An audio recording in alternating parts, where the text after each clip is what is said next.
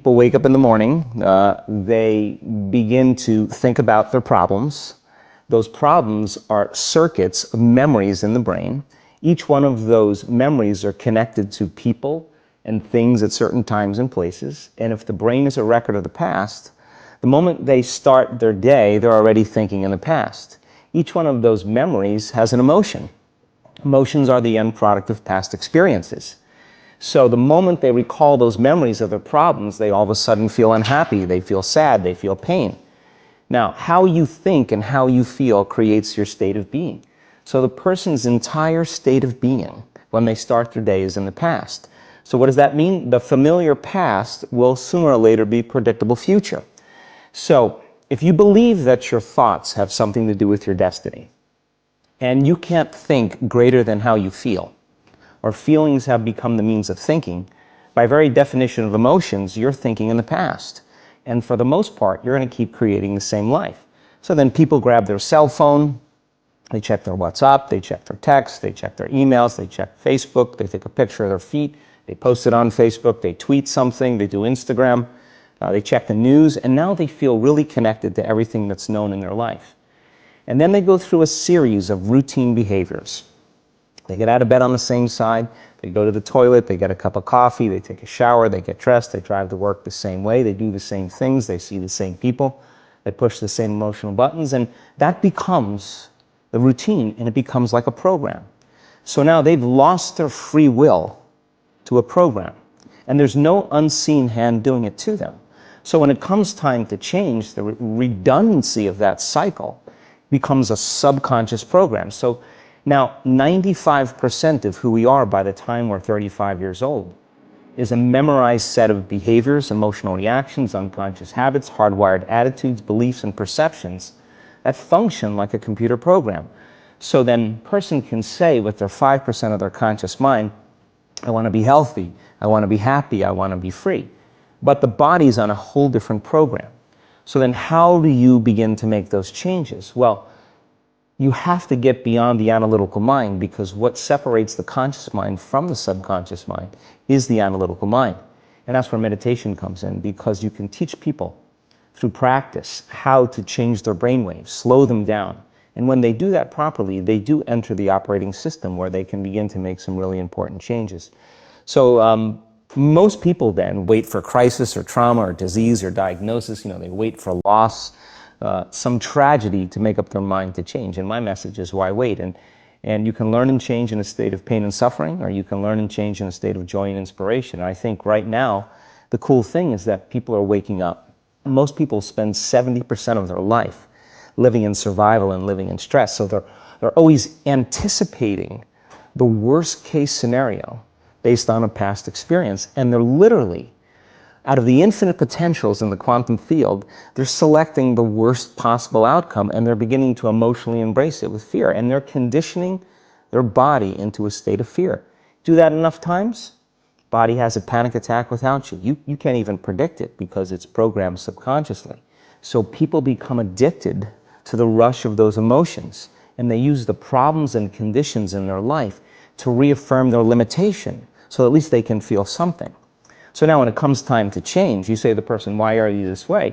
Well, every time they recall the event, they're producing the same chemistry in their brain and body as if the event is occurring, firing and wiring the same circuits and sending the same emotional signature to the body.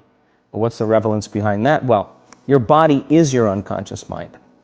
In a sense, if you're sitting down and you start thinking about some future worst case scenario that you're conjuring up in your mind, and you begin to feel the emotion of that event, your body doesn't know the difference between the event that's taking place in your world, outer world, and what you're creating by emotion or thought alone. So most people then, they're constantly reaffirming their emotional states. So when it comes time to give up that emotion, they can say, I really want to do it, but really the body is stronger than the mind because it's been conditioned that way. So the servant now has become the master. And the person all of a sudden, once they step into that unknown, they'd rather feel guilt and suffering because at least they can predict it. Being the unknown is a scary place for most people because the unknown is uncertain. And people say to me, well, I can't predict my future. I'm in the unknown, and I always say the best way to predict your future is to create it. Not from the known, but from the unknown. What thoughts do you want to fire and wire in your brain? What behaviors do you want to demonstrate in one day? The act of rehearsing them mentally, closing your eyes, and rehearsing the action. The rehearsing the reaction of what you want, or the Yeah, action? the action of what you want. By closing your eyes and mentally rehearsing some action. If you're truly present, the brain does not know the difference between what you're imaging and what you're experiencing in 3D world. So then you begin to install the neurological hardware in your brain to look like the event has already occurred. Now, your brain is no longer a record of the past. Now it's a map to the future. And if you keep doing it, priming it that way, the hardware becomes a software program. And who knows, you just may start acting like a happy person. And then I think the hardest part is to teach our body emotionally what the future will feel like ahead of the actual experience. So what does that mean? You can't wait for your success to feel empowered. You can't wait for your wealth to feel abundant. You can't wait for your new relationship to feel love, or your healing to feel whole. I mean, that's the old model of reality, of cause and effect, waiting for something outside of us to change how we feel inside of us. And when we feel better inside of us, we pay attention to whoever or whatever caused it. But what that means then is that from the Newtonian world, is that most people spend their whole life living in lack, waiting for something to change out there. What do you mean the Newtonian world? The Newtonian world is all about the predictable. It's all about predicting the future. But the quantum model of reality is about causing an effect. The moment you start feeling abundant and worthy, you are generating wealth. The moment you're empowered and feel it, you're beginning to step towards your success. The moment you start feeling whole, your healing begins. And when you love yourself and you love all of life, you'll create an equal. And now you're causing an effect. And I think that's the difference between living as a victim in your world, saying, I am this way because of this person or that thing or this experience. They made me think and feel this way. When you switch that around, you become a creator of your world. And you start saying, my thinking and my feeling is changing an outcome in my life. And now, that's a whole different game, and we start believing more that we're creators of reality. And most people, when they have a thought, they just think that that's the truth. And I think one of my greatest realizations in my own journey was, just because you have a thought doesn't necessarily mean it's true.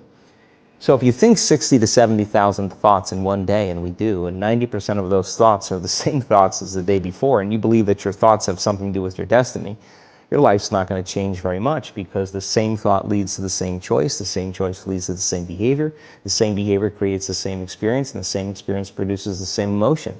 And so then the act of becoming conscious of this process, to begin to become more aware of how you think, how you act, and how you feel, it's called metacognition. And so then why is that important? Because the more conscious you become of those unconscious states of mind and body, the less likely you're going to go unconscious during the day. And that thought is not going to slip by your awareness unchecked, because it means to know thyself. The word meditation means to become familiar with.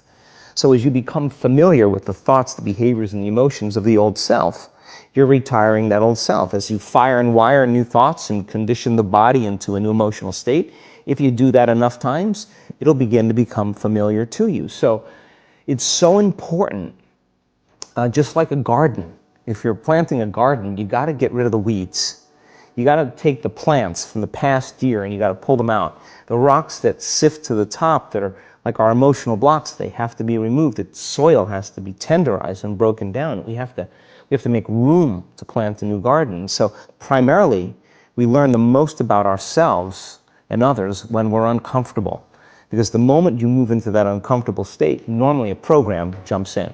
When that program jumps in, it's because the person doesn't want to be in the present moment and engage it consciously. If you're not being defined by a vision of the future, then you're left with the old memories of the past, and you will be predictable in your life. And if you wake up in the morning and you're not being defined by a vision of the future, as you see the same people and you go to the same places and you do the exact same thing at the exact same time, it's no longer that your personality is creating your personal reality. Now your personal reality is affecting or creating your personality. Your environment is really controlling how you think and feel unconsciously, because every person, everything, every place, every experience has a neurological network in your brain.